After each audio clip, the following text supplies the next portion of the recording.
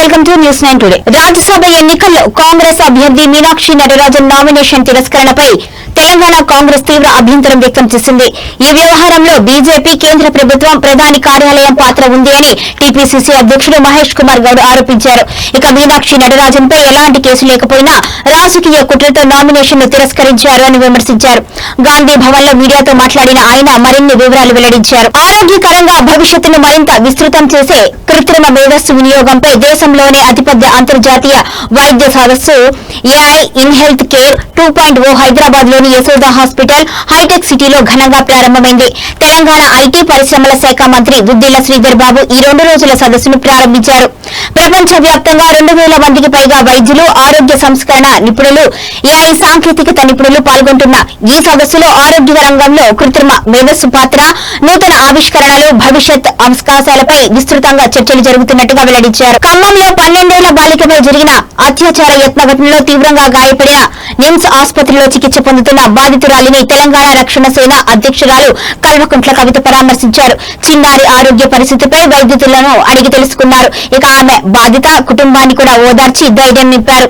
నిందితుడికి కఠిన శిక్ష విధించాలి అని, బాధిత కుటుంబానికి ప్రభుత్వం ఆర్థిక సహాయం, ఇల్లు, భద్రత కల్పించాలి అని డిమాండ్ చేశారు. రాష్ట్రంలో మైనర్లపై జరుగుతున్న అఘాయిత్యాలను అరికట్టేందుకు ప్రభుత్వం వెంటనే కఠిన చర్యలు చేపట్టాలి అని ఆమె కోరారు. ఖమ్మం పట్టణంలో జరిగినటువంటి హృదయ విదారకమైనటువంటి ఘటన ఆ తల్లిదండ్రులను చూస్తే నిజంగా గుండె తరుక్కుపోతా ఉన్నది. ఆ తల్లి ఒకటే అంటుంది, 12 ఏళ్ల నా బిడ్డకు జీవితాంతం బెడ్ మీద ఉండేటటువంటి పరిస్థితి వస్తుంది. ఈ పరిస్థితికి కారణమైనటువంటి వ్యక్తిని ఉరిదీయమని మాత్రమే ఆ తల్లి అడుగుతా ఉన్నది. నేను ప్రభుత్వాన్ని డిమాండ్ చేస్తూ ఉన్నాను. ప్రభుత్వానికి సంబంధించినటువంటి పెద్దలే మధ్యవర్తిత్వం చేసేటటువంటి ప్రయత్నం చేస్తున్నారట. కేసు వాపసు తీసుకోమని చెప్తున్నారట. అటువంటి దుర్మార్గుని మాత్రం ఎట్టి పరిస్థితుల్లో క్షమించొద్దండి. ఎటువంటి రాజకీయ జోక్యం లేకుండా కఠినాతి కఠినమైన శిక్షలు పడే విధంగా ప్రభుత్వం తరఫున ఉన్న లాయర్లు వాదించాలి. ఒక మహిళగా, ఒక ఆడబిడ్డగా అప్పటి వరకు మా కళ్ళ ముందు ఆడుకుంటున్నటువంటి చిన్న పాప బిల్డింగ్ మీదకి వెళ్ళి పడితే మొత్తానికి మళ్ళీ లైఫ్లో నడవలేదని డాక్టర్లు చెప్తుంటే ఎంత దారుణంగా ఆ తల్లిదండ్రుల పరిస్థితి ఉందో ప్రభుత్వం ఒక్కసారి మానవీయ కోణంలో ఆలోచన చేయాలి. ఖచ్చితంగా ఆ పాపకి బయటకు వచ్చిన తర్వాత కూడా సేఫ్టీ ఇవ్వాలి. ఎందుకంటే ఇటువంటి ఎన్ని కేసులు మనం చూసినాము.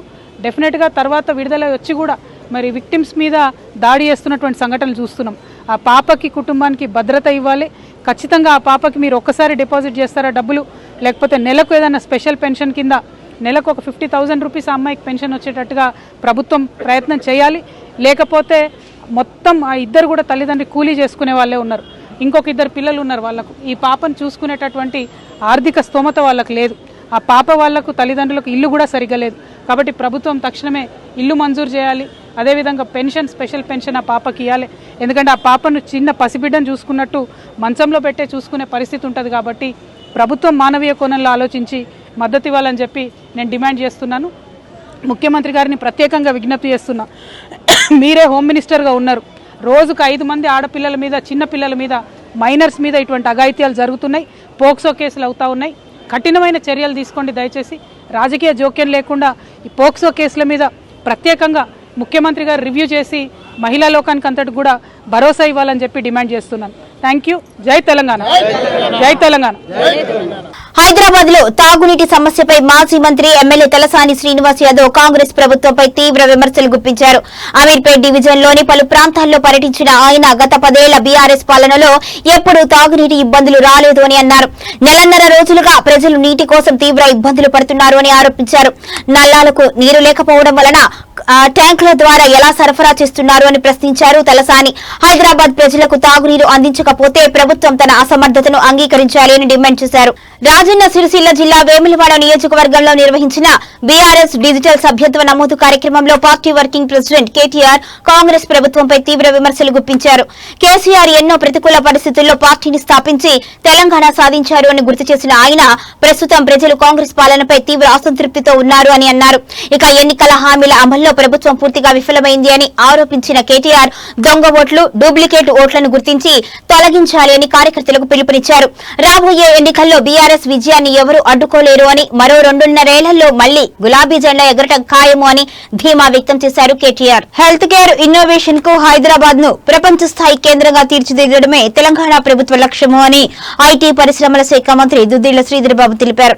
హైటెక్ సిటీలోని యశోద హాస్పిటల్లో నిర్వహిస్తున్న international conference on AI in health care సదస్సును ప్రారంభించిన ఆయన కృత్రిమ మేధస్సు వైద్య రంగంలో విప్లవాత్మక మార్పులకు దారితీస్తుంది అని తెలిపారు. వ్యాధులను ముందుగానే గుర్తించి రోగులకు వ్యక్తిగత వైద్య సేవలు అందించే స్థాయికి ఆరోగ్య రంగాన్ని తీసుకువెళుతుంది అని పేర్కొన్నారు. అయితే ఏఐ ఎప్పటికీ వైద్యుడికి ప్రత్యామ్నాయం కాదు అని ఆయన స్పష్టం చేశారు. ఇక పరిశోధనలు, స్టార్ట్అప్ ఆవిష్కరణలకు తెలంగాణ ప్రభుత్వం అన్ని విధాల ప్రోత్సాహం అందిస్తుంది అని అన్నారు.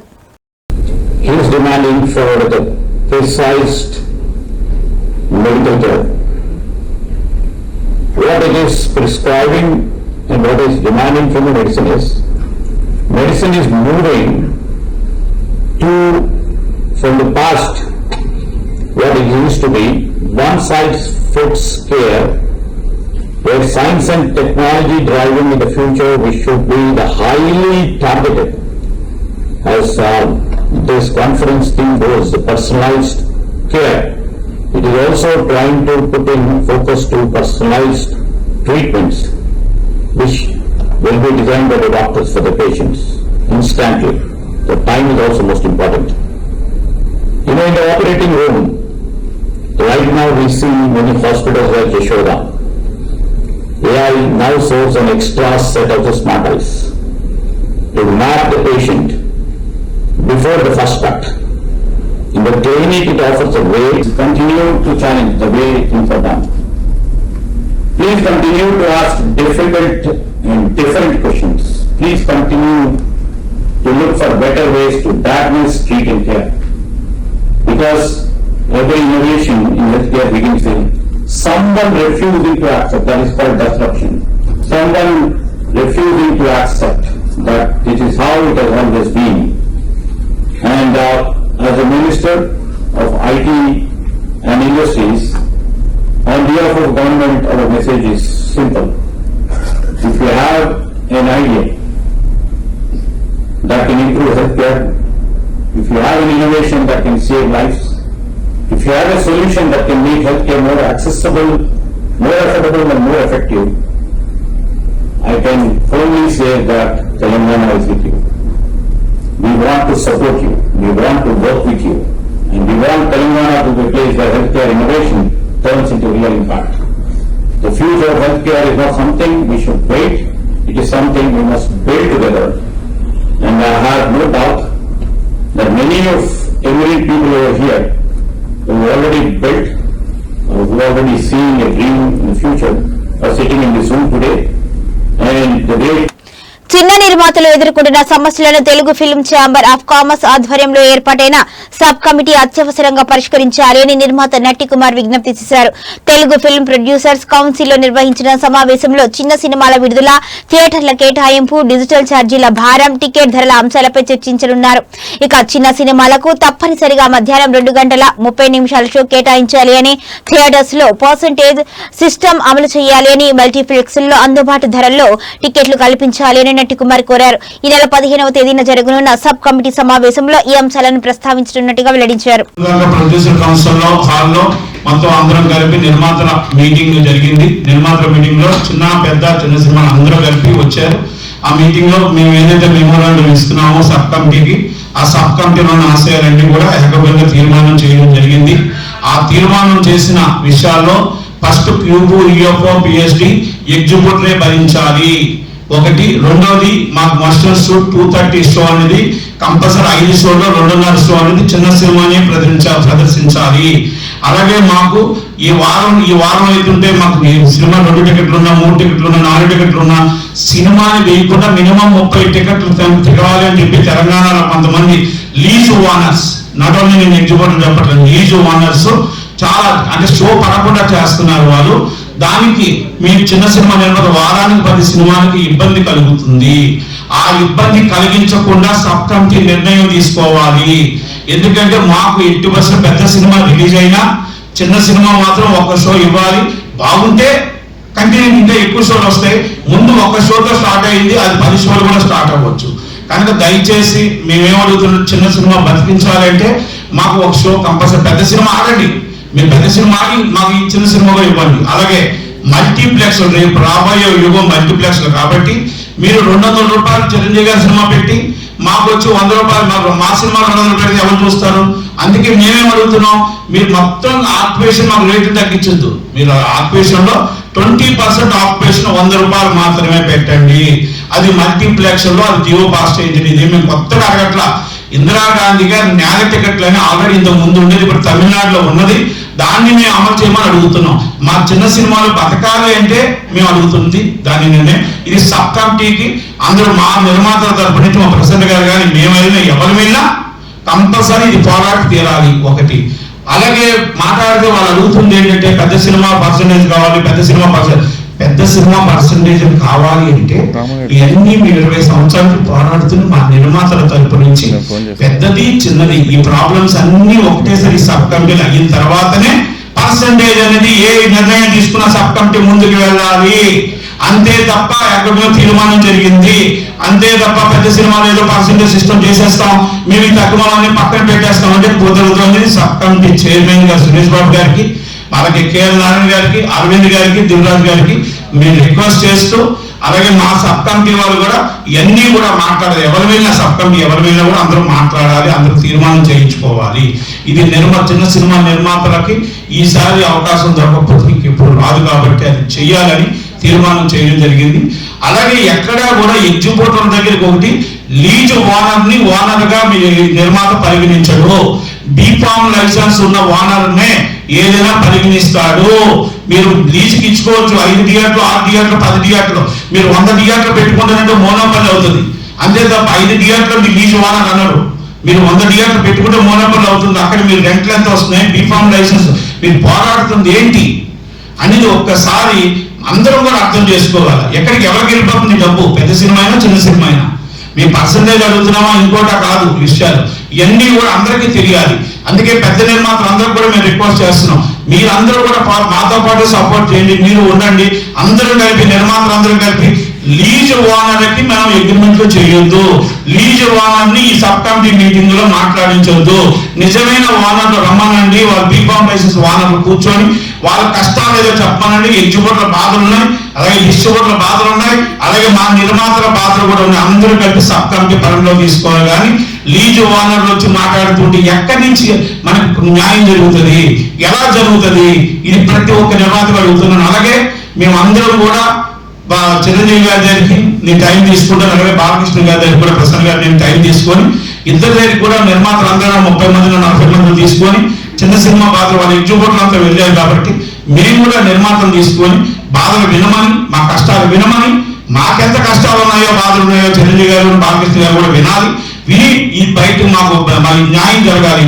ఈ సబ్ కమిటీ నిర్ణయం జూన్ 30 లోగా అవ్వాలంటున్నారు. మాకు జూన్ 30 లోగా కాదు, 15 అయిపోయినా కూడా పర్లేదు. కానీ మేము ఏదైతే అమలు చేస్తున్నామో అన్ని కలిపి ఒకటే సిస్టంలో పాస్ అవ్వాలి తప్ప ఏదో మీరు పెద్ద సినిమాలు అయిపోతే చాలు అని మాత్రం ఉంటే కాదు. Must and should A cinema ఉన్నా కూడా షో అనేది మాకు పడాలి. చిన్న సినిమాకి మేము అడుగుతున్న 230 షో రావాలి, PhD ఫ్రీ రావాలి. పర్సంటేజ్ సిస్టమ్ మీరు అందరూ ఏం చేసినా దానికి సబ్ కమిటీ నిర్ణయం చేసుకుని ఆ నిర్ణయం మేము ఆమోదించుకుంటాము. కానీ ఈ నిర్ణయాలన్నీ కూడా ఒకటేసారి అమలు చేయాలి. పెద్ద సినిమాలు ఒకటి మన చిన్న సినిమాలు పక్కన పెడతారంటే ఒప్పుకునేది ఉండదు. దయచేసి అందరూ దాంట్లో ఉన్న సబ్ కమిటీ ఉన్న నాయకులు అందరూ కూడా అర్థం చేసుకుంటారని ఆశిస్తున్నాను. ఇట్లు Natti Kumar. Thank you. Hyderabad Jeedimetla police station పరిధిలో అక్రమంగా నిర్వహిస్తున్న 7 బంగ్లాదేశ్ జాతీయులను పోలీసులు అదుపులోకి తీసుకున్నారు. విశ్వసనీయ సమాచారం మేరకు గాజుల రామారం జీడిమెట్ల ప్రాంతంలోని ఓ అద్దె ఇంటిపై దాడి చేసిన పోలీసులు వారిని గుర్తించి వివరించారు. వారి వద్ద భారతదేశంలో నివసించేందుకు అవసరమైన చెల్లుబాటు అయ్యే పాస్పోర్ట్లు, వీసాలు లేదా ఇతర ప్రయాణ పత్రాలు లేవు అని తేలింది. దీంతో వారిపై చట్టపరమైన చర్యలు చేపట్టి మెదక్ జిల్లా జోగిపేటలోని డిపోర్టరేషన్ సెంటర్ కు తరలించారు. అవసరమైన ధృవీకరణ ప్రక్రియ పూర్తయిన అనంతరం వారిని బంగ్లాదేశ్ కు బహిష్కరించనున్నట్లుగా పోలీసులు వెల్లడించారు. ప్రధాని నరేంద్ర మోదీ నాయకత్వంలోని కేంద్ర ప్రభుత్వం 12 ఏళ్ల పాలనలో దేశంలో ఎన్నో చారిత్రాత్మక నిర్ణయాలు తీసుకుని దశాబ్దాలుగా పెండింగ్ లో ఉన్న కీలక సమస్యలకు పరిష్కారం చూపింది అని కేంద్ర మంత్రి కిషన్ రెడ్డి తెలిపారు. సికింద్రాబాద్ లో నిర్వహించిన మేధావుల సదస్సులో మాట్లాడిన ఆయన ఆర్టికల్ 370 రద్దు, అయోధ్యలో రామాలయ నిర్మాణం, ట్రిపుల్ తలాక్ రద్దు వంటి కీలక సంస్కరణలను మోదీ ప్రభుత్వం అమలు చేసింది. ఇక దేశ అభివృద్ధి, ప్రజల సంక్షేమం కోసం మోదీ ప్రభుత్వం నిరంతరం అంకిత భావంతో పనిచేస్తుంది అని తెలిపారు. ప్రధాన సేవకుడిగా ప్రజల విశ్వాసాన్ని నిలబెట్టుకుంటూ దేశాన్ని పురోగతి దిశగా నడిపిస్తున్నారు కిషన్ రెడ్డి అని తెలిపారు. రంగారెడ్డి జిల్లా మహేశ్వరంలో నూతనంగా నిర్మించిన సుమంగళ కన్వెన్షన్ హాల్ ను మాజీ మంత్రి మహేశ్వరం ఎమ్మెల్యే సబితా ఇంద్రారెడ్డి ఘనంగా ప్రారంభించారు. స్థానిక ప్రజాప్రతినిధులు, బీఆర్ఎస్ నాయకులు, కార్యకర్తలు సమక్షంలో రిబ్బన్ కట్ చేసి కన్వెన్షన్ హాల్ ను ప్రారంభించిన ఆమె నిర్వాహకులకు శుభాకాంక్షలు తెలిపారు. మహేశ్వరం నియోజకవర్గ ప్రజలకు వివాహాలు, శుభకార్యాలు నిర్వహించేందుకు ఈ కన్వెన్షన్ హాల్ ఎంతో ఉపయోగపడుతుంది అని సబితా ఇంద్రారెడ్డి ఆశాభావం వ్యక్తం చేశారు. ఆంధ్రప్రదేశ్ కు పెట్టుబడులను ఆకర్షించడం, అమరావతి అభివృద్ధి ప్రాజెక్టులకు వేగంగా తీసుకురావడమే లక్ష్యంగా ముఖ్యమంత్రి చంద్రబాబు నాయుడు 2 రోజులు సింగపూర్ పర్యటనకు రేపు బయలుదేరనున్నారు. ఈ నెల 15, 16వ తేదీల్లో జరిగే పర్యటనలో సింగపూర్ ప్రధాని లారెన్స్ వాంగ్, పలువురు మంత్రులు, పారిశ్రామికవేత్తలు, అంతర్జాతీయ సంస్థల ప్రతినిధులతో ఆయన సమావేశం కానున్నారు. CII partnership summit 2026, business road show, semi conductor round table సమావేశాలు, వరల్డ్ సిటీ సమ్మిట్ వంటి కీలక కార్యక్రమాల్లో పాల్గొననున్నారు. రాష్ట్రానికి కొత్త పెట్టుబడులు, పారిశ్రామిక అవకాశాలు తీసుకురావడంపై ఈ పర్యటన దృష్టిని సారించనుంది. ఇవి బులెటిన్ అప్డేట్స్. మరొక బులెటిన్ లో మళ్ళీ కలుద్దాం.